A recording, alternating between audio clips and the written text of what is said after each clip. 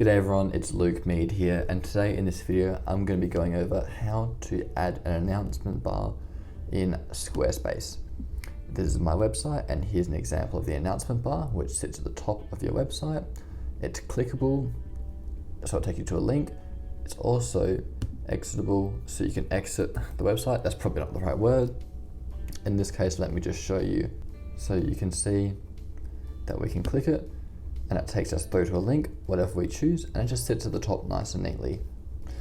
So in order to do this, you need to log into the back end of your Squarespace website and head to the marketing section.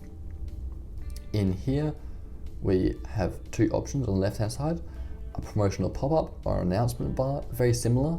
The announcement bar is the one you want. You can enable and disable here and see the preview on the right hand side. You can also adjust the text, the format of the text, and even link through to certain things.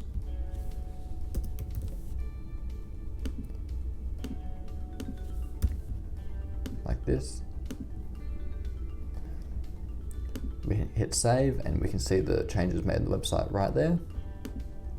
We can adjust the styling of the announcement bar by heading to the design section and heading to site styles.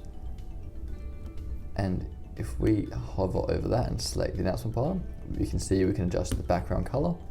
In this case, it's a nice deep, rich blue. We can make it more of a pastel color by dragging it up a little bit, and even adjusting the font color to whatever we please. But in this case, I want to leave it white because it looks pretty nice. And we can also adjust the font in general, whether it's the size and the weight.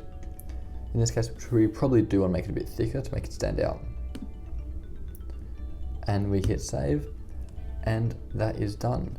And I'll quickly show you how that looks on mobile devices too.